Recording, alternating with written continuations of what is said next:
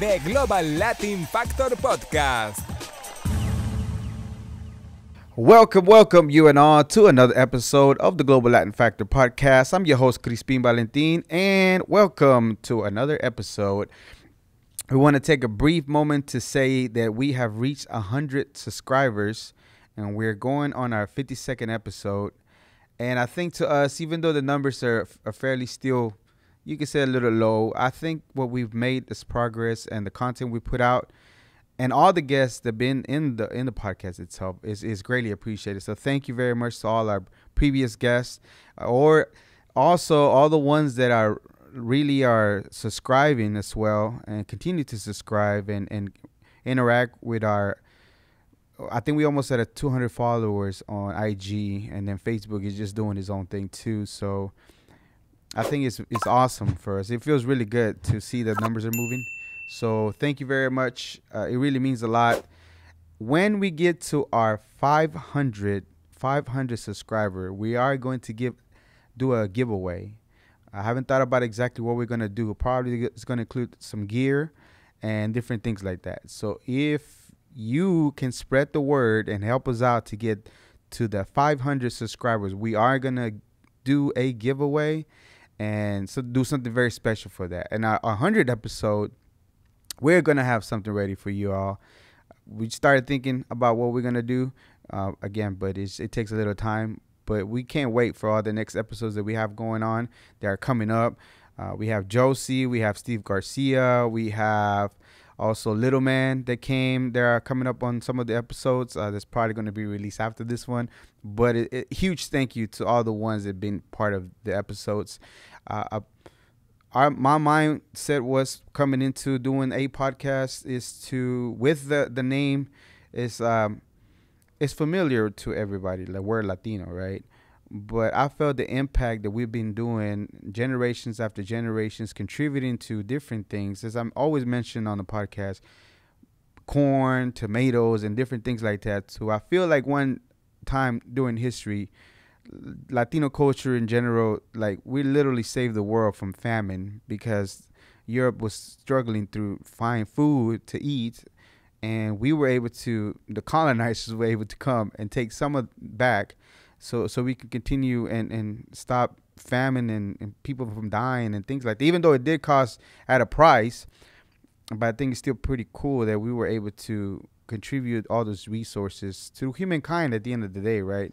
Again, the Latino is just because it's familiar. But in all, I feel like if we are mostly afraid or scared of things that we don't understand, right? They intimidate us. So whenever we start talking about who we are, what we do, and different things like that, and seeing that we're really not much different, anybody that asks me, what do you identify yourself? I'm a human being. I was born in the region of Mexico. I'm a Mexican because I was born there. Through the lenses of the government, I'm probably Hispanic or Latino, but I'm just a human being having an experience and having the best experience I can possibly have. And I'm glad that we were able to create this concept because Carlos has been part of it a lot. And all this, most of the time, even though we go back and forth and creating the idea and the logos and everything, but just in general, he's been a big part. So big thank you to Carlos as well. We do have big things going on, and it is very significant. Again, 100 subscribers. Thank you so much. We really do appreciate it. Help us get to 500, and if you're one of the ones that can let us know that you did it, again, we are going to give a giveaway once that happens to probably about 3 of our subscribers that are, always interact, always sharing different things like that always send us like small little videos showing us where you're watching it, because a lot of people now you can watch it on your big screen, and it's pretty cool to see yourself on the big screen and the quality that you can see on the big screen. I think it's awesome. So thank you again. If you have not subscribed, and if you do like the content, if you're first time here, you're like, why is he going off of? Because we're celebrating 100 subscribers. So subscribe to the channel and get ready for more interviews, more content about Latinos that have changed the world, and get to know what we are and get to relate to us as a human being, to know that, like, hey, we're just not much different than you. Just a little spicier, but that's it. Okay? So we are going to go ahead and get to our first Latina Today we are gonna do a Latina. We're gonna do Cristina Maria Saralegui. She was born on January 29, 1948 in Miramar, Havana, Cuba. She's a Cuban-American journalist, television personality, actress, and talk show host. I know if you hear the name Cristina, I know you're very familiar with the show if you're a Latino, of El Show De Cristina. El Show De Cristina, it was pretty much, they compare her to like the Latina opera. Latina opera? Yeah, because it's pretty much what she was doing, right? She was talking about subjects that people didn't want to talk about, whether it was machismo, whether it was homosexuality, whether it was just different things like that people were not really touching. And she had very exclusive interviews with artists that people were invested in, wanting to know more about different things like that. I'm going to go ahead and, if you stay locked in, I'm going to tell you some of the names that she actually got to talk to, and it's crazy and significant. So she was born to Francisco René Saralegui Jr. and Cristina Santa Maria in 1960. Following the Cuban Revolution, Saralegui's family had to flee to Miami, Florida in the United States because, of course, Fidel Castro was there.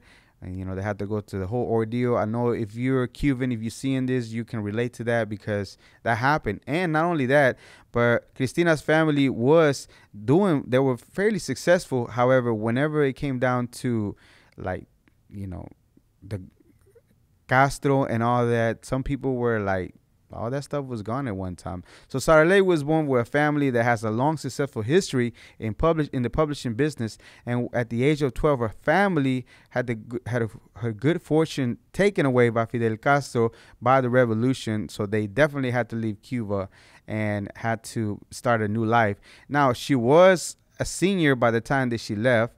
However, she continued to do an internship, and eventually during her college, when she began college, in Spanish, one of the magazines she did. So when she left, she was a senior without graduating, but continued the internship and began what she was doing.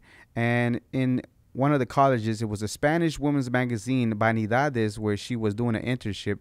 And once she began, like, her family was actually part owner of that magazine. Now, she eventually became a feature editor there before leaving in 1973, but she left to seek bigger opportunities. Where did she go? She went to another magazine called Cosmopolitan, and she began working there for about a decade before she was offered an opportunity to work for a different area of the magazine, which was Cosmopolitan en Español.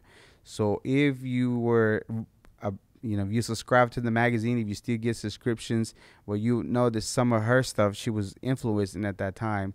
And what she took during that time working on that magazine is, instead of doing the regular things, like during her stay there, she worked on the magazine to focus away from sexual topics and more towards self-improvement. So you can already see her brain working, that it just wasn't the same based on what the magazine was doing. It just wasn't what she wanted to do.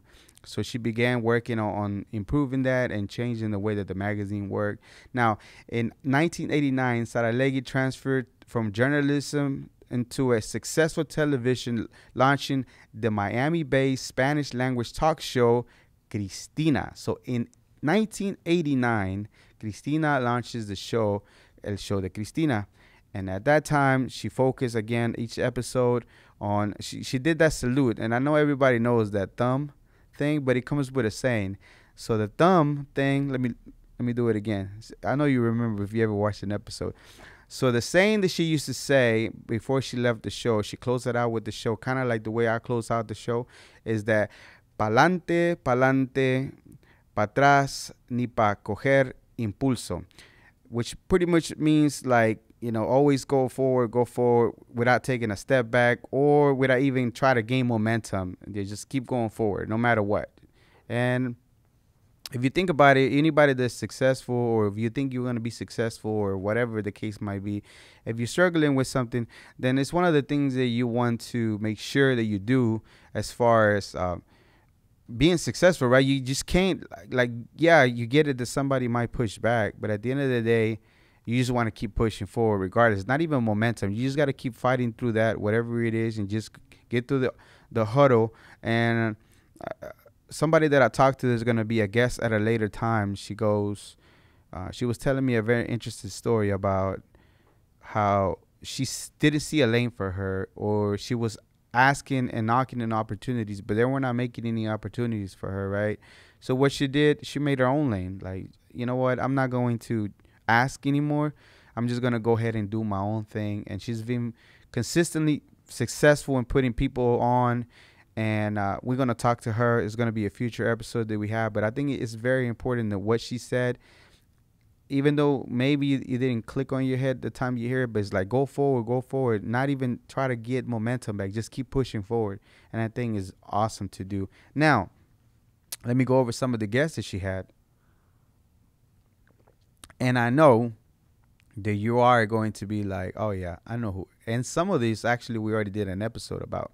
You ready? So, we have Shakira, Don Francisco, which we're probably going to do an episode of. Some former members of Menudo. If you didn't know what Menudo was, they were like the One Direction before One Direction was a thing. Before Backstreet Boys and all that, Menudo was a thing. Fernando Colunga, Selena, which she recently celebrated her birthday and in heaven. Lucero, Celia Cruz, may she rest in peace also. We're going to make sure we touch up an episode on her and talk about that.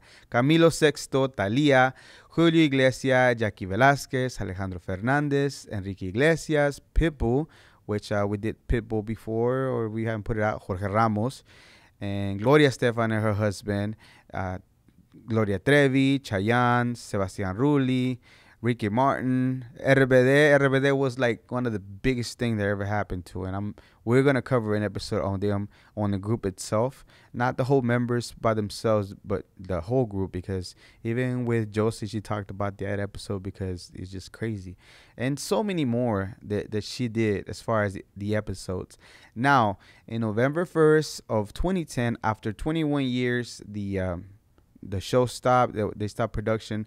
Now, the things that I looked up as far as her, so right now she's really not doing much of TV or anything like that. I know what they did recently is Univision started their streaming service, and you're able to find some of the episodes, the back catalog of Cristina there, but there's nothing new going on, and I think it's very important to have something like that for the Latino community, because there is real life things that are happening now that were not happening at the time when she was on air. But for her right now, she's really focusing on her family, her kids, grandkids, and things like that. She's not really focusing on doing any TV. Here and there, she'll post on Instagram. If you do follow her, you'll be able to see some pictures, and people still are intrigued about whatever she's doing. But as far as TV itself, there's not really a focus on that. And yeah, I think we do need somebody like that as far as that. So if you're a Latina, if you thought about TV but you didn't know who to look for because there's nobody that maybe look like you or a Latina, Oprah, we can't really relate to, but at the same time, like you want to look for somebody, I think you really need to look into Cristina and see the things that she was doing. And I think working on the magazine, first of all, coming all the way from Cuba, and then having to go through all that, and then having to rebuild, and then get into, like, that show was like the biggest thing ever. And to even be interviewed by her or talk to her, it was like the biggest thing ever. And to talk about real life situations, real life topics that were going on at the time that a lot of people were not talking about, and she was willing to do that and have those uncomfortable discussions about different things, whether it would be abuse against sexuality or different things like that. And I think it's still needed. So if you were ever looking into, I can't relate to nobody because I didn't see nobody like that. Like Rachel Ray is really not my cup of tea, or Alan or whoever. Like, look, you have Cristina, you can look into her history, her thing, whatever she did. Check out her back catalog at Univision. If I'm not mistaken, they do have a streaming service now that you'll be able to check out some of her stuff that she got going on. So, okay, so now we're moving into a Latino There wasn't a lot of information I found him as far as a YouTube video, but I think it's very important because this man made a huge contribution as far as like things that pushed us forward as humans. He did like what I'm gonna talk about. What he did. If you stay logged in, comment again if you like Cristina or know about her. But what I'm gonna talk about this man is that he did really contribute, and still to this day, whatever he did, we still keep using it this time. So we're talking about Alberto Vinicio Báez. He was born in November 15, 1912 and died in March 20th, 2007. Was a Mexican-American physicist and the father of singer Joan Baez and Mimi Fariña, and uncle to John C. Baez. He made an important contribution to the early development of X-ray microscopes and later the X-ray. Baez was born in Puebla, Mexico in 1912. Baez's father was a minister and for the Methodist Church. Later on, they moved, like his dad moved them to Texas, and then they stayed there for some time. Later, they moved all the way to New York. Now, Baez thought about maybe a little bit diving into becoming a minister, but that just really wasn't his thing as far as like wanting to do that. So instead of doing that, he just followed whatever he liked, his interest. And I think a lot of the times you have to follow your interest. Like a lot of the times we do want to honor our moms and our dads and different things like that. But a lot of the times there's certain things that were given to us, right, to bring to life. Like, I don't think my family or my dad or my mom, anybody will be able to see anything like this that I'm doing, right? Maybe they don't understand exactly what I'm doing, but I feel it's a necessity. It was a gap of information for the Latinos that maybe they had an interview in Spanish, but English being one of the major top languages in the world, like I believe it's number 3, then it is important to have these Latinos that you didn't know, bring them out to the light, to know in English, so you can know who they are, and then possibly influence you too. Maybe you like to mess around with like a one of those science kids and different things like that, but you don't know any Latino or Mexicano that does any kind of science. Well, here you go. You have this man that decided to follow even though he had, and I'm pretty sure his father wanted to push him be a minister. He that wasn't his thing. His whatever was given to him wasn't that. His interest was something else. So again, he considered that, but instead of that, he followed his interest, which was mathematics and physics instead. So Baez earned his degree for mathematics from Drew University. That was a bachelor's in 1933, and then later in Syracuse, the University of Syracuse, or Syracuse University, his master's in 1935. He married Joan Chandos Bridges, the daughter of, how you say this, Episcopalian priest in 1936, and the couple became Quakers. Do you know where Quakers are, Carlos? Remind me what Quakers are. Was it the ones that really don't use a lot of technology, right? Kind of like the Amish a little bit, right? Quakers are people who belong to a historically Protestant Christian set of denominations known as the Religious Society of Friends. Okay. So I thought it was more like against technology, kind of like the Amish, but they're more like religion based. So that's what they did. So I guess I mentioned earlier they have 3 daughters, which is Pauline, Joanne, and Mimi's, and they moved to California, where Baez enrolled in Stanford at the doctoral program in physics. In 1948, Baez co-invented with his doctoral program advisor Paul Kirkpatrick the X-ray reflection microscope for examination of living cells. The microscope is still used in medicine. Of course, we know this, right? As I mentioned earlier, it's the freaking microscope. Like, that's the thing that helped us see different things and create like the things that we have as far as science and different things. Like, without it, we'll probably be behind. Okay, so Baez finally received his PhD from physics from Stanford in 1950. In 1948, while still as a graduated student in Stanford, he developed the concentric circle of alternative, opaque, and transparent material to use diffractional instead of reflection to focus X-ray again. So he developed, like, instead of using a certain way, he developed a different way, and it felt like it was better to do it this way instead of doing it the way that they used to do it to get a better result, right?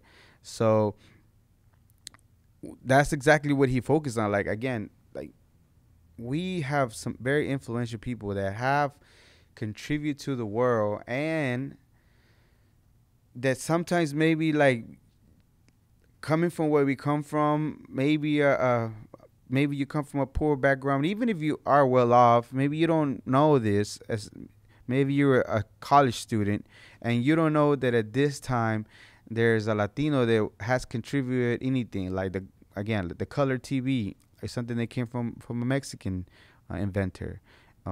Different things like that. Birth control, that's another one. And there's so many other things. We have so many talented people. So if you are listening to this and you're into the science, and even, again, a lot of the times I feel like if you don't see somebody that looks like you doing something you don't think is doable, maybe for some people it is doable to push and maybe do something, but maybe it's not because you've never seen anybody do it that way. So again, you do have a lot of examples of Latinos that are doing this. So, we're talking about the X-ray. Like, if you get hurt, you broken an arm or whatever, then that's one of the first things they do to make sure to see what happens if you fracture or things. And here's a Latino that helped with that we take it for granted now. But at the end of the day, it doesn't take away the fact that they were the ones that contribute to this. And we continue to be influenced in different areas. And you'll hear a lot of the things that we talked about with later on the episode.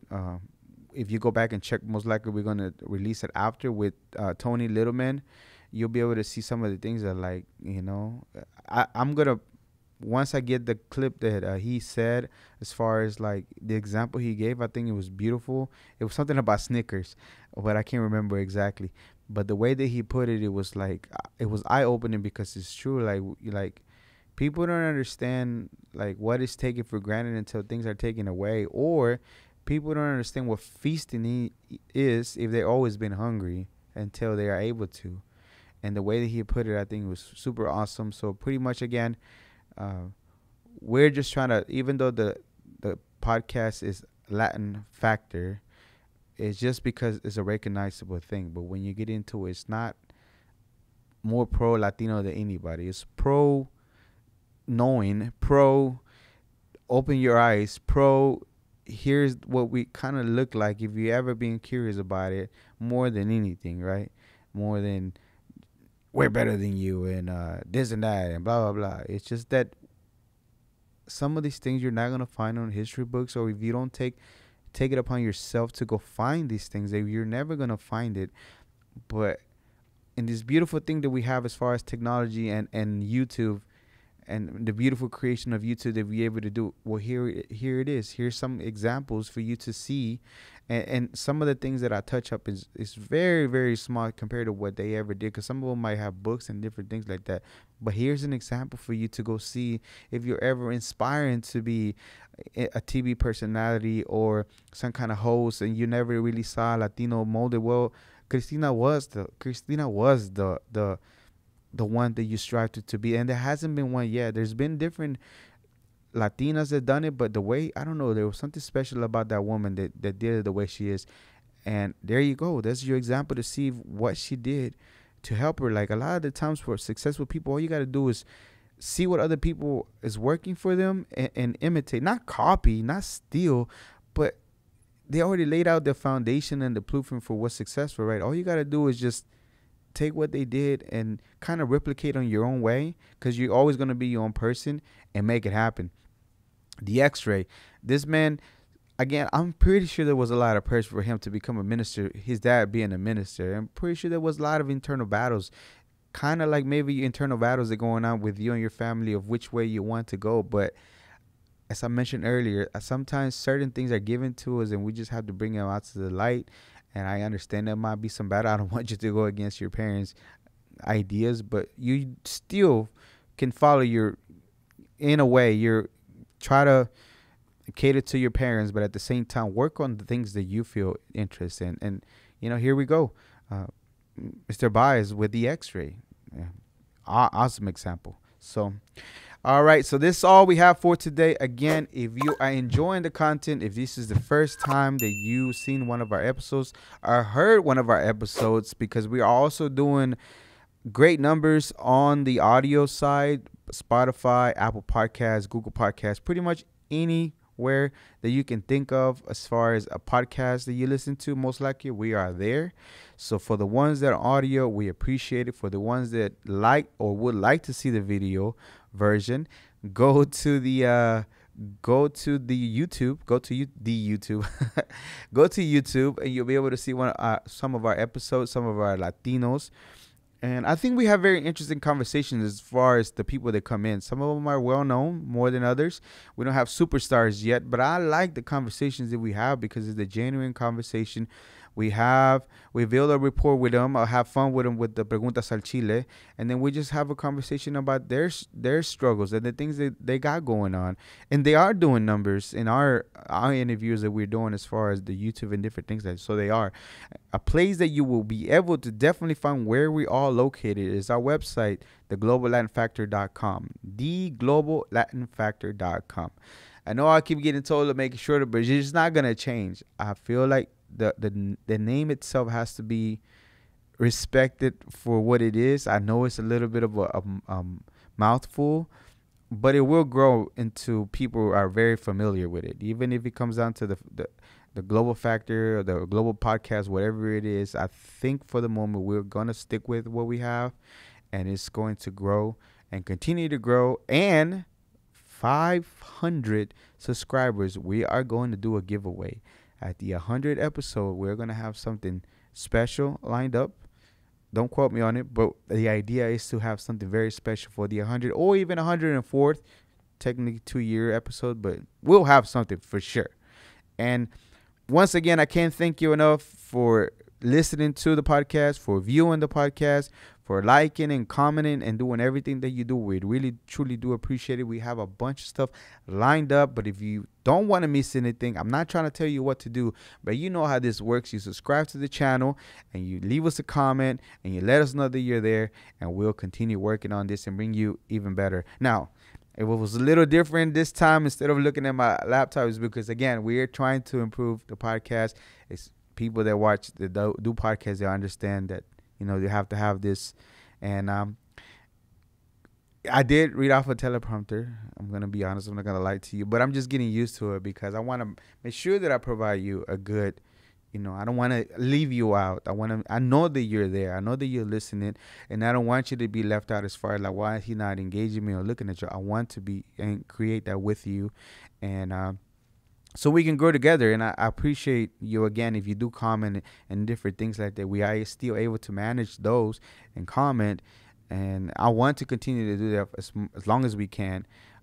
The hope is that we'll grow it to where we're not able to. Not that we don't want to, but it's better because we get to reach a bigger audience and different things like that. So help us get to 500 subscribers so we can give a giveaway. And if you for sure know that you're one of the ones, and we can tell, you're probably going to be a winner automatically, but we'll create a contest for the 500 subscribers. So thank you again for the 100 subscribers.